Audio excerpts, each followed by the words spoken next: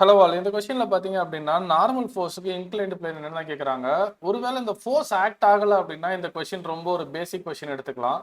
So இது theta, இது angle of repose அப்படின்னு சொல்லுவோம். இது எம். ஸோ இது சரிஞ்சு வரும்போது அதோட காம்பனண்ட் என்னன்னு பார்த்தீங்கன்னா எம்ஜி சைன் தீட்டா, இது MG cos theta, vertical act ஆகிறது எம்ஜி. ஸோ இது எல்லாமே பேசிக்ஸ்ல நம்ம தெரிஞ்சிருக்கணும், கரெக்டா? இல்லாட்டி இதோட கண்டென்ட் நம்ம சேனல்ல வீடியோல இருக்கு பாருங்க. இப்போ எந்த ஃபோர்ஸும் இல்லைன்னா சிம்பிளா n is equal to mg cos தீட்டான்னு எழுதிடலாம். ஸோ அதுவும் ஆப்ஷன்ல கொடுத்துருக்காங்க உங்களை கன்ஃபியூஸ் பண்றதுக்காக. ஆனால் எக்ஸ்ட்ரா ஒரு ஃபோர்ஸ் இருக்கு. இப்போ இந்த ஃபோர்ஸ் தான் நம்ம ரிசால்வ் பண்ணுவோம். ஸோ இப்போ இந்த ஃபோர்ஸ் அப்படியே நீங்க எக்ஸ்டெண்ட் பண்ணிக்கோங்க. ஓகே, இது தீட்டானா கண்டிப்பா இதுவும் தீட்டா. அந்த பிளாக்கு உங்களை என்ன சொல்றது, ரொம்ப ஃப்ரீயா ஒர்க் பண்ண முடியாத ஒரு காம்பனண்டா இருக்கும். அதனால இப்படி நீங்க வரைஞ்சுக்கிட்டீங்கன்னா உங்களுக்கு காம்பனண்ட் எடுக்க ரொம்ப ஈஸியா இருக்கும். ஸோ இப்படி எடுத்துக்கலாம் ஃபோர்ஸை. இது தீட்டானா இதுவும் தீட்டா, கரெக்டா? ஃபோர்ஸோட வேல்யூ இதுதான். இப்போ given should be treated as hypotenuse பக்கா. அப்போ இந்த எஃப் நீங்க காம்பனண்ட் மேல எடுத்தீங்கன்னா இந்த எஃப் அந்த பிளாக்கை நிப்பாட்ட தான் ட்ரை பண்றாங்க. ஸோ இந்த இடத்துல ஒர்க் பண்ணிக்கணும். இதுவும் தீட்டா, வெரி குட். இது தீட்டானா இதுவும் தீட்டா தான்.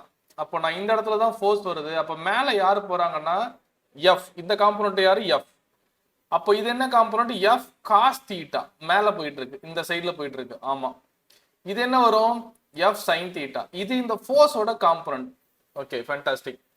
இப்போ அடுத்தது என்னன்னு பாத்தீங்கன்னா, இப்போ இதை எரேஸ் பண்ணிடுங்க. இந்த எம்ஜியோட காம்பனண்ட்டை எழுதுங்க.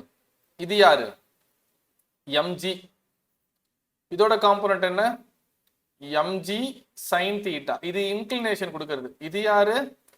MG cos theta. சரி, இந்த எம்ஜி காஸ் தீட்டாவோட கூட யார் ஆக்ட் ஆகுறாங்க? F sine theta. மேல யார் ஆக்ட் ஆகுறாங்க? நார்மல். அப்ப நார்மல் யாருக்கு equal? MG cos theta plus F sine theta. Okay, இப்போ ஆன்சர்ல எஃப் இருக்கான்னா இல்ல, அதை நான் எலிமினேட் பண்ணி ஆகணும், ரிமூவ் பண்ணி ஆகணும். ஸோ இந்த எம்ஜி சைன் தீட்டா கீழே ஆக்ட் ஆகுறாங்க, மேல ஆக்ட் ஆகிறது யாரு? F cos theta. இங்க மேல ஆக்ட் ஆகிறது யாரு? எஃப் காஸ் தீட்டா, கரெக்டா? கிளியர்? அப்போ அந்த மேல போற காம்பனண்ட் கீழே வர காம்பனண்ட் ஈக்குவல் பண்ணலாம். யாரு? F cos theta is equal to mg sin theta. Sorry. So இப்போ எஃப் என்ன எழுதலான்னு பார்த்தீங்கன்னா mg sin theta by cos theta. இந்த எஃப் கொண்டு வந்து இங்கே சப்ஸ்டியூட் பண்ணுவோம். mg cos theta plus F ஓடது mg sin theta. ஆல்ரெடி இங்கே ஒரு sin theta இருக்காங்க. நான் இந்த mg sin theta மேலே எழுதிட்டு என்ன எழுதுறேன்? sin square theta by cos theta. ஓகேவா? ஃபைன். இப்போ நம்ம எல்சிஎம் எடுக்கலாம். எல்சிஎம் எடுத்தா என்ன வரும்?